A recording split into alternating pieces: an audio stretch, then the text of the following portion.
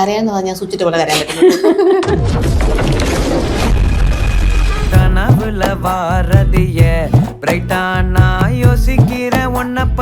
എല്ലാവർക്കും നമസ്കാരം.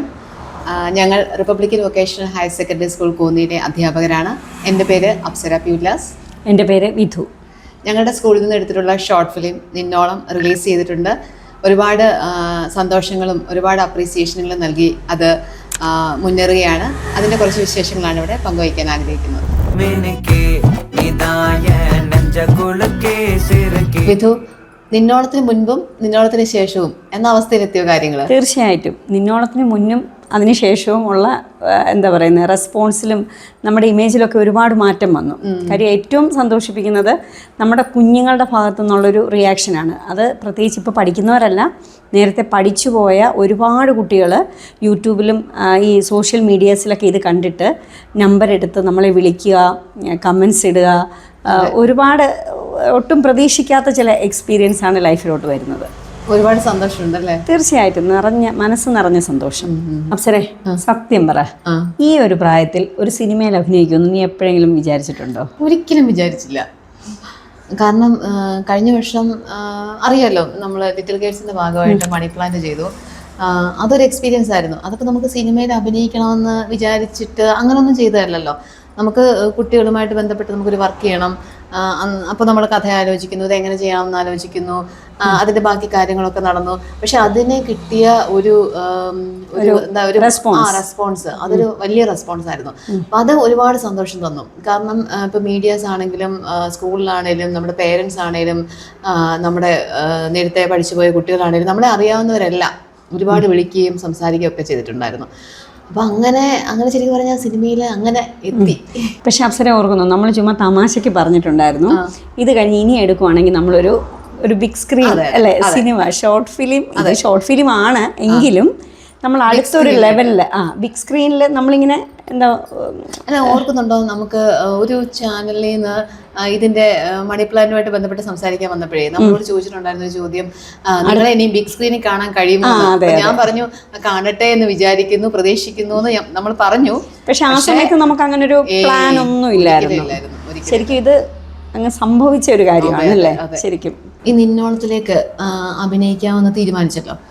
തീരുമാനിച്ചു കഴിഞ്ഞപ്പോൾ എന്തായാലും നമ്മുടെ മനസ്സിലെ കുറേ സംഭവങ്ങളൊക്കെ നടക്കും. ഒന്നെങ്കിൽ നമ്മൾ അങ്ങനെ ചെയ്യാൻ പറ്റുമോ അല്ലേ? അപ്പം അങ്ങനെ എന്തൊക്കെ തരത്തിലുള്ള കാര്യങ്ങളൊക്കെ മനസ്സിൽ വന്നിട്ടുണ്ട്? ശരിക്കും അയ്യപ്പനാണ് എന്നോട് ടീച്ചറെ ഇങ്ങനെ ഒരു റോള് ചെയ്യണം എന്ന് പറഞ്ഞു. അപ്പോൾ ഞാൻ ആദ്യം വിചാരിച്ചു ചുമ്മാ തമാശയ്ക്ക് പറയുമായിരിക്കും. കാര്യം മണി പ്ലാന്റിനകത്ത് ജസ്റ്റ് സ്റ്റാഫ് റൂമിൽ ഇങ്ങനെ ഇരിക്കുന്ന ഫോൺ നോക്കിക്കൊണ്ടിരിക്കുന്ന ഒരു സീൻ, അതൊരു വലിയ സംഭവമൊന്നുമല്ല, ചുമ്മാ ജസ്റ്റ് അത് കുഴപ്പമില്ല. പക്ഷേ ഒരു അതായത് പ്രാധാന്യമുള്ളൊരു കഥാപാത്രത്തെ നമ്മുടെ കയ്യിലോട്ട് തരുമ്പോൾ തീർച്ചയായിട്ടും നമുക്കതിനകത്ത് പ്രത്യേകിച്ച് മുൻപരിചയമില്ലാത്ത സ്ഥിതിക്ക് തീർച്ചയായിട്ടും അതിനകത്തൊരു ടെൻഷൻ തോന്നും. ഒരു ഡയറക്ടർ എന്നുള്ള നിലയിൽ അയ്യപ്പൻ്റെ കഴിവിനകത്ത് എനിക്ക് വളരെ വിശ്വാസമുണ്ട്. അപ്പം അങ്ങനെ ഒരാൾ ചെയ്യുന്ന സിനിമയ്ക്കകത്ത് എനിക്കൊരു റോള് തന്നിട്ട് അത് പാളിപ്പോകുന്നൊരു ഒരു വല്ലാത്തൊരു ടെൻഷൻ തോന്നി. അങ്ങനെ ആവാൻ പാടില്ലല്ലോ, പ്രത്യേകിച്ച് കുഞ്ഞുങ്ങളും. പിന്നെ അപ്സര ഓൾറെഡി നീ നേരത്തെ അത് ചെയ്തിട്ടുണ്ട്, അപ്പം നിൻ്റെ കാര്യം ഓക്കെയാണ്. പിന്നെ കുഞ്ഞുങ്ങളെന്ന് പറയുമ്പോൾ അവർ കയറി വരും. അതിൻ്റെ ഇടയ്ക്ക് ഞാൻ അതെന്നെ കുഴപ്പിച്ചൊരു സാധനമാണ്. അപ്പം ഞാൻ അയ്യപ്പനോട് പറഞ്ഞു, അയ്യപ്പ അത് വേണ്ട, നമുക്ക് വേറെ ആരെങ്കിലും കൊണ്ട് ചെയ്യിപ്പിച്ചാൽ മതി. അവിടെ അയ്യപ്പൻ എനിക്ക് എന്തോ പറയുന്ന ഒരു വല്ലാത്ത കോൺഫിഡൻസ് തന്നു. ടീച്ചർ അങ്ങനല്ല, എനിക്കറിയാം ടീച്ചറിനെ കൊണ്ട് പറ്റും. അപ്പം ഒരുപാട് എക്സ്പീരിയൻസ് ഉള്ള ഒരാൾ നമ്മളോട് വളരെ സ്നേഹത്തോടെ ഇഷ്ടത്തോടെ അത് പറ്റും എന്ന് പറയുമ്പോൾ നമ്മൾ കുഞ്ഞുങ്ങളോടും പ്രയോഗിക്കുന്നൊരു ട്രിക്കാണ്. പറ്റാത്ത ചില കാര്യങ്ങൾ പറ്റും എന്ന് അവരെ ആദ്യം ബോധിപ്പിക്കും. സോ എനിക്ക് തോന്നുന്നു അയ്യപ്പൻ തന്ന ആ കോൺഫിഡൻസിലാണ് ഞാൻ അത് ചെയ്യാനുള്ളൊരു ധൈര്യം കാണിച്ചത്. പക്ഷെ എനിക്ക് തോന്നുന്നു തലേ ദിവസം കൂടെ ഞാൻ നിന്നോട് പറഞ്ഞു, എടാ ഇത് വേറെ ആരെയും ഏൽപ്പിക്കാം. കാര്യം കഥയൊക്കെ അത്യാവശ്യം ടച്ചിങ് ആണ്, എല്ലാം കൊള്ളാം. അതിനകത്ത് ഞാൻ ചെയ്തിട്ട് ഒരു പ്രശ്നം എന്ന് വെച്ചാൽ മൊത്തത്തിൽ അത് താഴോട്ട് പോകുന്നത് ആ ഗ്രൂപ്പിൻ്റെ കൂടെ എനിക്ക് നിൽക്കണം. പക്ഷേ എനിക്കങ്ങ് ഒരു വലിയൊരു ക്യാരക്ടറൊന്നും ചെയ്യണമെന്നൊന്നും ഇല്ല. എനിക്ക് നിങ്ങളുടെ കൂടെ നിന്ന് അതിൻ്റെ ഭാഗമാകണം എന്നുള്ളൊരു ആഗ്രഹമാണ് ഉള്ളിലുണ്ടായിരുന്നത്. പക്ഷെ അങ്ങനെയല്ല, പറ്റും എന്ന് നിങ്ങൾ രണ്ടുപേരും സപ്പോർട്ട് ചെയ്തു. അത് അങ്ങ് വർക്കൗട്ടായി എന്നാണ് തോന്നുന്നത്. കാര്യം വർക്കൗട്ടായി തോന്നുന്നല്ല, ഒരുപാട് പേരത് നന്നായി പറഞ്ഞു, കഥാപാത്രം നന്നായി. ഞാൻ ഞാനിപ്പോ ഓർക്കുന്നത് നമ്മൾ ഷൂട്ട് ചെയ്തുകൊണ്ടിരിക്കുന്ന സമയത്തെ ഇപ്പം ഇതുപോലെ ടെൻഷനൊക്കെ പറഞ്ഞല്ലോ, എനിക്ക് ചെയ്യാൻ പറ്റുമോ, നമ്മൾ കുഴപ്പമില്ല, എന്തായാലും നമ്മൾ ചെയ്യാം, നമ്മൾ ഇറങ്ങി. അപ്പൊ എന്തായാലും ചെയ്തേ പറ്റത്തുള്ളൂ. അപ്പൊ എനിക്കിപ്പോഴും ഓർമ്മയുണ്ട്, ഷൂട്ടിന്റെ സമയത്ത് നമ്മൾ തമ്മിലുള്ള സീൻസ് വരുമ്പോ നിന്റെ സീൻ വരുമ്പം ശരിക്കും പറഞ്ഞാൽ നീ ആ ക്യാരക്ടറായിട്ട് വന്ന് എൻ്റെ മുന്നിൽ നിന്ന് ഡയലോഗ് പറയുമ്പം ഞാൻ വാവിളിച്ചു നിന്നു. എന്നുവെച്ചാൽ ഇന്നലെ പറഞ്ഞ ആള് ഇന്നലെ ഇത് ടെൻഷനാണ്, എങ്ങനെ ചെയ്യാൻ പറ്റും എന്ന് പറഞ്ഞ ആള് ഞാൻ പെട്ടെന്ന് ഞാൻ സുജയായിട്ട് ശരിക്കും മാറിയോ എന്ന് ചോദിച്ചാൽ മാറാതെ നിൽക്കുകയാണ്. നമ്മൾ ഈ ക്യാമറ അല്ലെ നമ്മളെങ്ങനെ ഡയലോഗ് പറയും അങ്ങനെ ഭയങ്കര കോൺഷ്യസ് ആയിട്ട് നിൽക്കല്ലേ. പക്ഷേ നിന്റെ ഡയലോഗ് കേട്ടപ്പോൾ ഞാനിങ്ങനെ വാവിളിച്ചു, എന്തായി സംഭവിക്കുന്നത് പറഞ്ഞ ആളെയല്ല. അത് നമുക്ക് അറിയാൻ വയ്യാത്ത കാര്യം ചെയ്യുമ്പോഴേ കുറച്ചുകൂടെ ഒരു ഉള്ളിലൊരു തയ്യാറെടുപ്പ്. കാര്യം എൻ്റെ സബ്ജക്റ്റ് മാത്സാണ്, ഞാൻ പക്ഷേ സ്കൂളിൽ പഠിപ്പിക്കുന്ന ഇംഗ്ലീഷാണ്. മാത്സ് ഒരിക്കലും പഠിപ്പിക്കാൻ പോകുമ്പോൾ ഒരു തയ്യാറെടുപ്പ് വേണമെന്ന് എനിക്ക് തോന്നിയിട്ടില്ല. ഓൾറെഡി നമുക്ക് അറിയാമെന്നുള്ളൊരു കോൺഫിഡൻസ് ഉണ്ട്. അപ്പം കുറച്ച് പക്ഷേ ഇംഗ്ലീഷ് ആകുമ്പം ഞാനൊന്ന് ആദ്യ കാലങ്ങളിലൊക്കെ ഞാനൊന്നുകൂടെ പ്രിപ്പയർ ചെയ്യാം. അപ്പോൾ എനിക്കതിൽ നിന്ന് മനസ്സിലായ ഒരു കാര്യം, ഞാൻ മാത്സ് പഠിപ്പിക്കുന്നതിനെക്കാട്ടി നന്നായിട്ട് ഇംഗ്ലീഷാണ് പഠിപ്പിക്കുന്നത്. അപ്പോൾ എനിക്ക് തോന്നുന്നത് ഒരു പക്ഷേ നമുക്ക് ചെയ്യാൻ പറ്റത്തില്ലയോ എന്നൊക്കെയുള്ളൊരു ചിന്ത, നമ്മൾ വേറൊന്നുമില്ല, മാനസികമായിട്ട് നമ്മൾ ആ കഥാപാത്രത്തിൻ്റെ ഒരു മൂഡിലോട്ട് ആവാനൊക്കെ നമ്മളൊന്ന് ശ്രമിക്കുകയും അയ്യപ്പനോട് ചോദിച്ച് കൂടുതൽ കാര്യങ്ങൾ അതിനെക്കുറിച്ച് മനസ്സിലാക്കുകയും. കരയുന്ന സീൻ ഞാൻ മറക്കത്തേ ഇല്ല. കാര്യം ഒന്നാമത് ഞാനങ്ങനെ ആ സിനിമയിൽ ഷോർട്ട് ഫിലിമിൽ കണ്ട പോലെ ജീവിതത്തിൽ അങ്ങനെ കരയുന്ന ഒരാളല്ല. എല്ലാത്തിനെയും അത്യാവശ്യം നന്നായി ചിരിച്ച് നേരിടുന്ന ഒരാളാണ്. അപ്പോൾ എൻ്റെ കുഞ്ഞുങ്ങളോ എൻ്റെ സഹപ്രവർത്തകരോ പൊതുവെ എന്നെ അറിയാവുന്ന ആരും തന്നെ ഞാൻ അങ്ങനെ കരയുന്ന ഒരു സീൻ കണ്ടിട്ടേ ഇല്ല.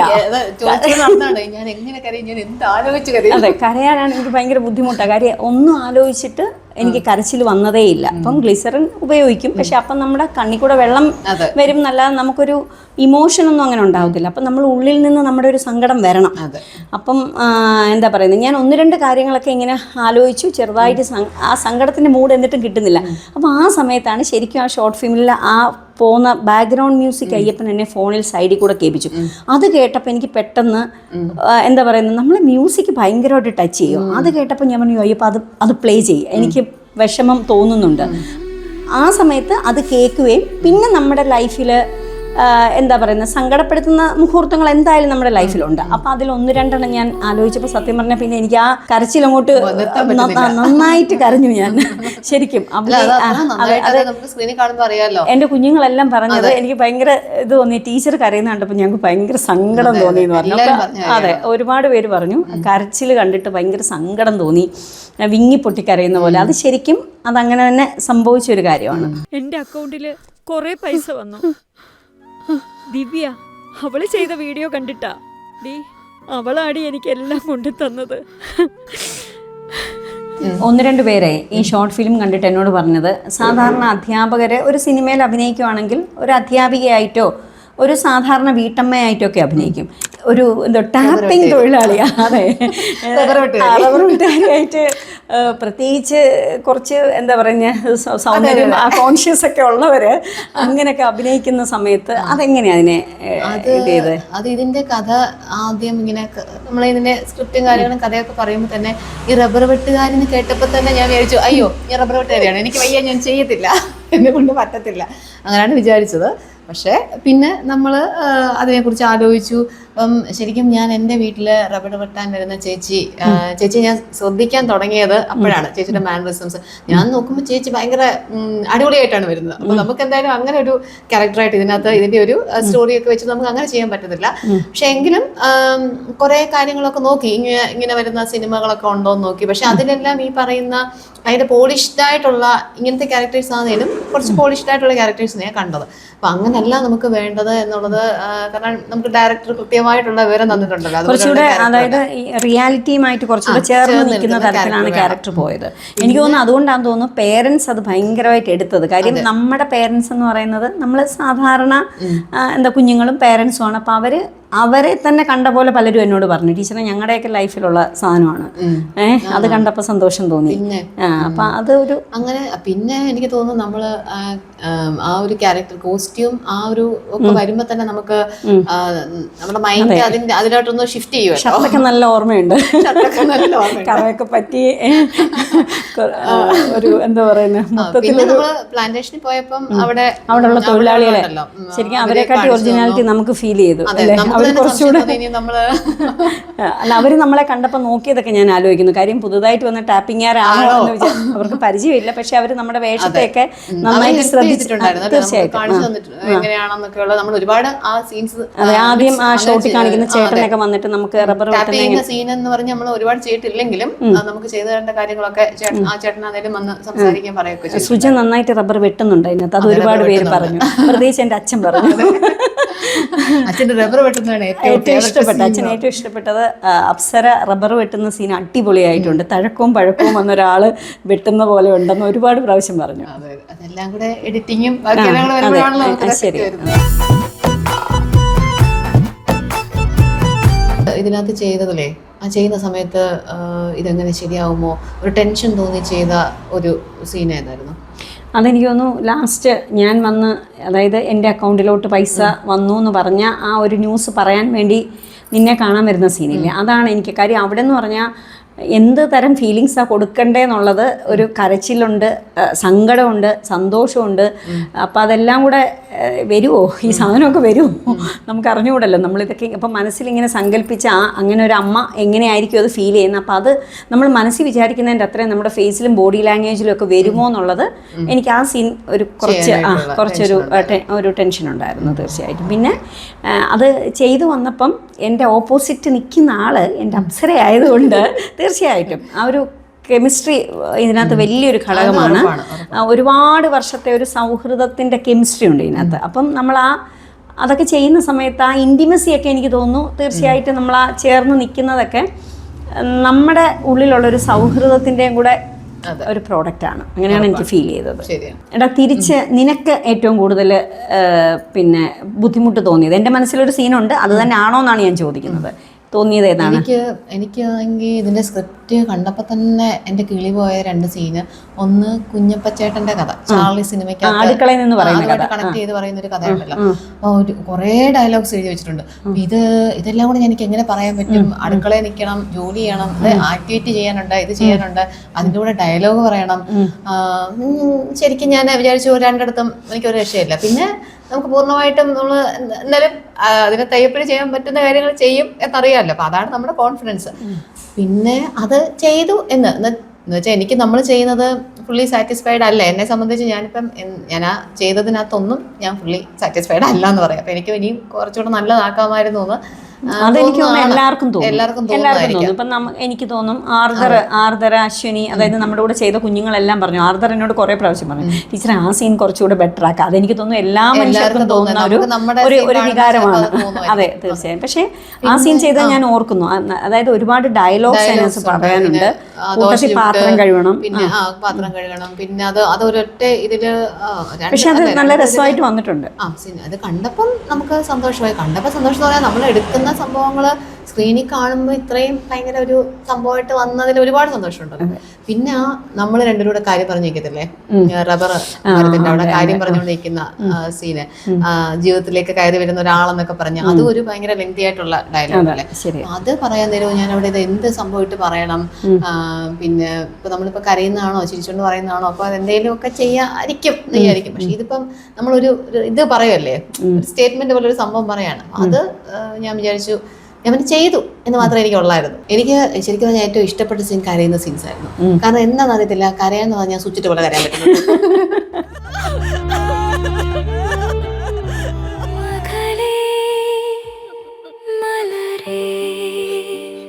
കരയെന്ന് പറഞ്ഞു കഴിഞ്ഞാൽ ഉടനെ മരത്തെ കെട്ടിപ്പിടിച്ച് കരയും. ഓക്കെ, മരത്തെ കെട്ടിപ്പിടിച്ച് കരയുന്ന സീനൊക്കെ ആ മകളെ, അതിൻ്റെ ലിറിക്സും ബാക്ക്ഗ്രൗണ്ട് മ്യൂസിക്കും ഒക്കെ കൂടെ വരുമ്പം നമ്മൾ അതിനകത്ത് ഇരുന്ന സമയത്ത് എൻ്റെ അപ്പുറം ഇപ്പുറം ഇരിക്കുന്നവരൊക്കെ വിഷമം ഉണ്ടായിരുന്നു, കരയുന്നവരുണ്ടായിരുന്നു. ഈവൻ അതിനകത്ത് ഏറ്റവും എന്നെ എന്താ പറയുന്നത് ഇതാക്കിയത് പുരുഷന്മാർ, അവർ ഒരുപാട് പേര് വന്നിട്ട് പറഞ്ഞു ഒരുപാട് നാളിന് ശേഷം കണ്ണൊന്നും നിറഞ്ഞത്, കരഞ്ഞെന്ന് പറഞ്ഞവരുണ്ട്, ഒരുപാട് പേര് അങ്ങനെ പറഞ്ഞു. സ്ത്രീകൾ പൊതുവേ കുറച്ച് ഇമോഷണലാണ്, അവർ കരയും.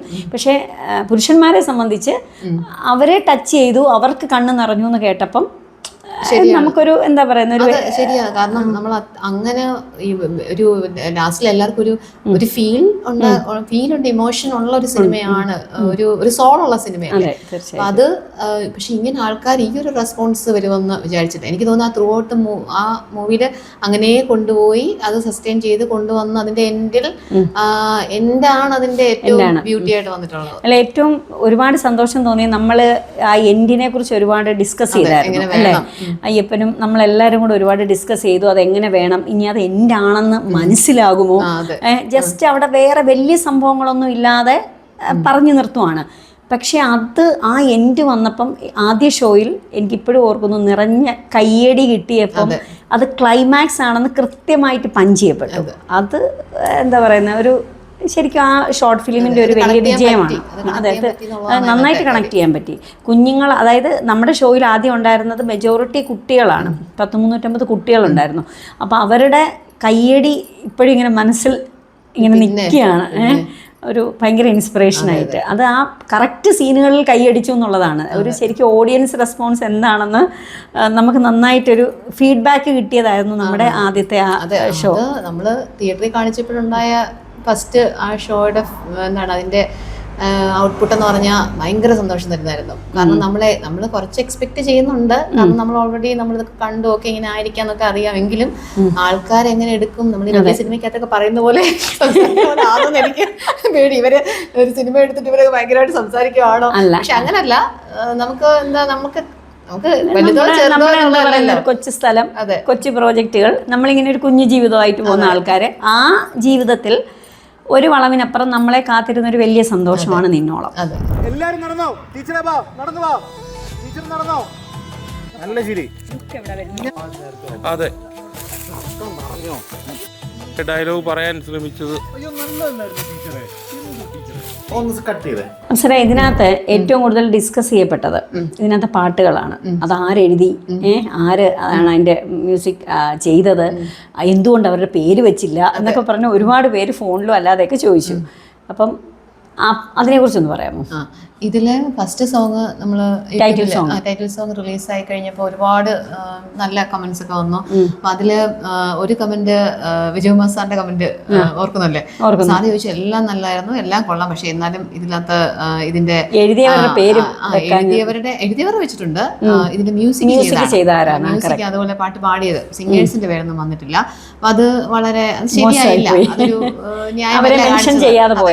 അത് മെൻഷൻ ചെയ്യാതെ പോയതിന്റെ കാരണം അതിന്റെ മ്യൂസിക് ചെയ്തിരിക്കുന്നത് AI. അപ്പൊ AI ഉപയോഗിച്ചിട്ട് നമുക്ക് ഇതിന് എന്തെങ്കിലും ഒരു പുതുമ കൊണ്ടുവരണമല്ലോ. പിന്നെ നമുക്കറിയാമല്ലോ നമ്മളെടുക്കുന്ന കുഞ്ഞു സിനിമ, ബഡ്ജറ്റ്, കാര്യങ്ങൾക്കകത്ത് നമുക്ക് നിൽക്കണമെന്നുണ്ടെങ്കിൽ ഈ പറയുന്ന പോലെ ഒരു റെക്കോർഡ് ചെയ്ത് നമുക്ക് മോഡേൺ ടെക്നോളജി യൂസ് ചെയ്യേണ്ടത് വന്നു.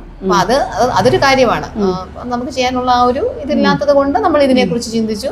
ഇതിന്റെ ഭാഗമായിട്ട് പിന്നീട് ബാക്കിയുള്ള ബാക്ക്ഗ്രൗണ്ട് മ്യൂസിക് ആണെങ്കിലും ബാക്കിയുള്ള ഇപ്പം ടൈറ്റിൽ സോങ് എന്നോട് ഒന്നും പറഞ്ഞില്ല. ടൈറ്റിൽ സോങ് എഴുതിയത് വളരെ കുറച്ച് സമയം കൊണ്ടാണെന്ന് എനിക്കറിയാം. കാര്യം എനിക്കൊരു മെസ്സേജ് വരുന്നു, ഇതുപോലെ ടൈറ്റിൽ സോങ് എഴുതാൻ അയ്യപ്പൻ എന്നോട് പറഞ്ഞു. എനിക്കൊരു എന്തോ അങ്ങനെ എഴുതി, കഥ എഴുതിയിട്ടുണ്ട്, അതെനിക്കറിയാം. പക്ഷെ പാട്ട് എഴുതി എനിക്ക് നേരത്തെ എഴുതിയിട്ടുണ്ടെന്ന് എൻ്റെ അറിവിൽ, എൻ്റെ ഓർമ്മയിൽ വരുന്നില്ല.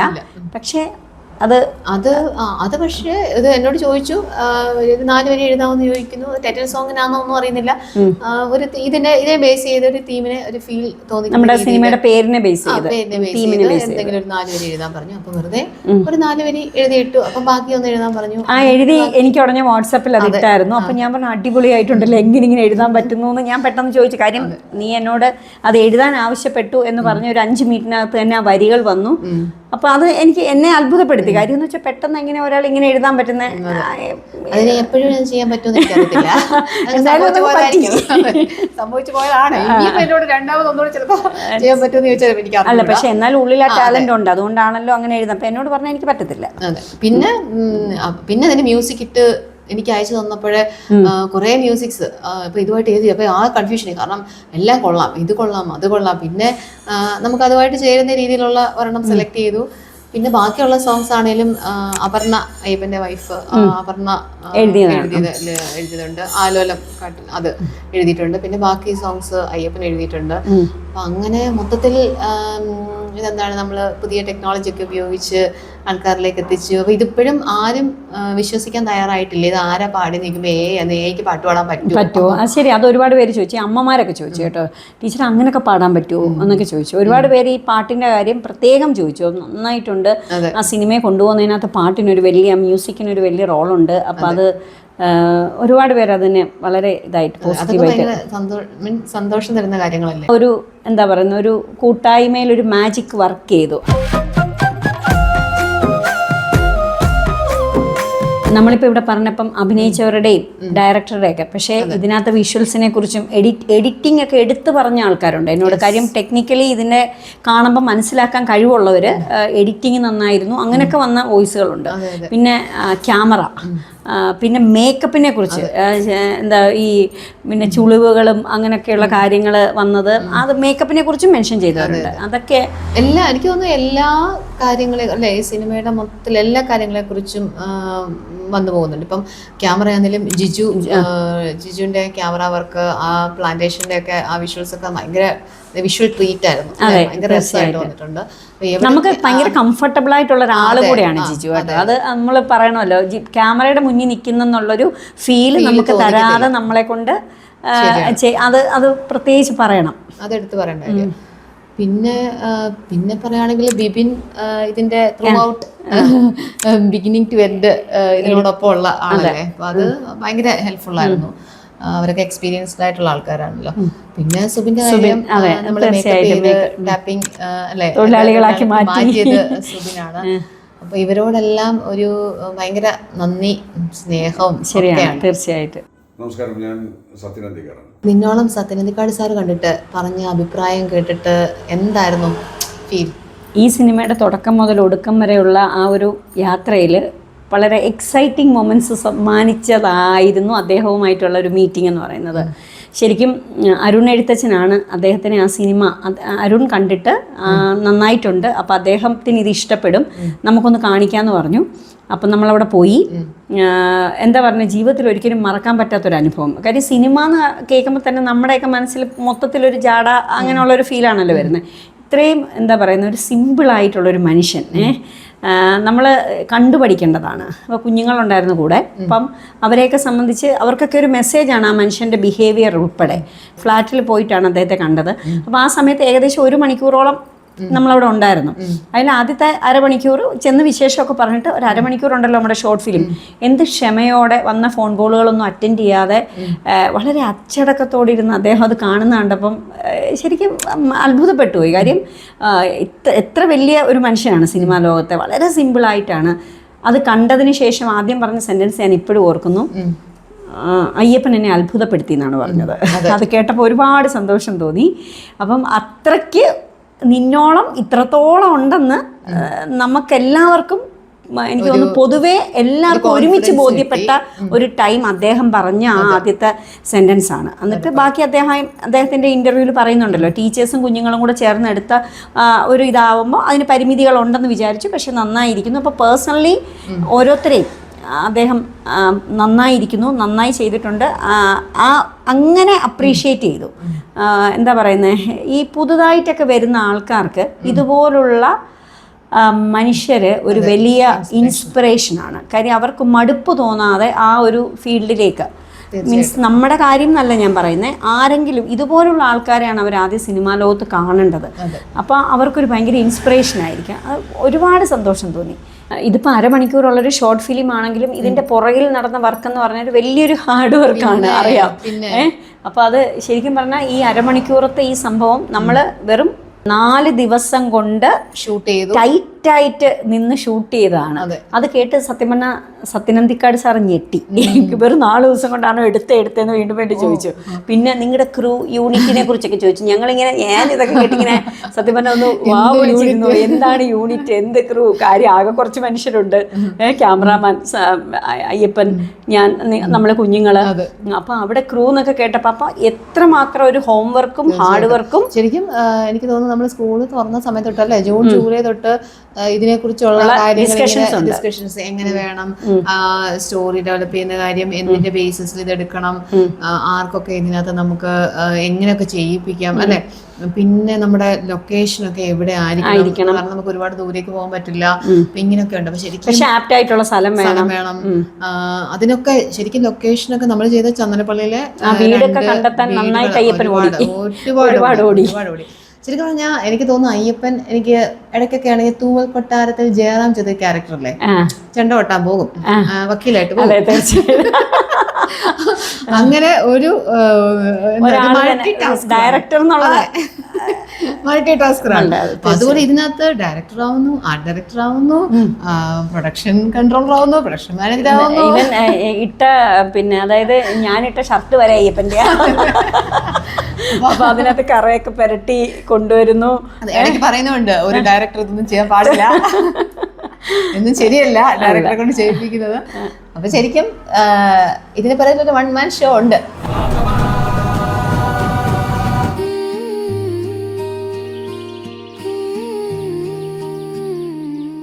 ഒരുപാട് സന്തോഷം, ഒരുപാട് നന്ദിയുണ്ട്, ഹൃദയം നിറഞ്ഞ നന്ദി, സ്നേഹമൊക്കെ ഉണ്ട്. കാരണം നമ്മളെ സ്നേഹിക്കുന്നവരാണ് ഈ ഷോർട്ട് ഫിലിം ഏറ്റെടുത്തിരിക്കുന്നത്. യൂട്യൂബിലും എല്ലായിടത്തും ഷെയർ ചെയ്യാനും മാക്സിമം ആൾക്കാരിലേക്ക് എത്തിക്കാനും ഒക്കെ നമ്മൾ പഠിപ്പിച്ച കുഞ്ഞുങ്ങൾ, നമുക്ക് നമ്മളോട് സ്നേഹമുള്ളവർ, ഇവരൊക്കെ ഒരുപാട് സപ്പോർട്ട് ചെയ്യുന്നുണ്ട്. ഇനിയും ഇതുപോലെയുള്ള കാര്യങ്ങൾ ചെയ്യാൻ ഞങ്ങൾക്കുള്ള ഇൻസ്പിറേഷൻ നിങ്ങളാണ്. ഇനിയും കാണാത്തവരുണ്ടെങ്കിൽ സിനിമ കാണണം, യൂട്യൂബിലുണ്ട്, ഞങ്ങളെ സപ്പോർട്ട് ചെയ്യണം. Thank you so much.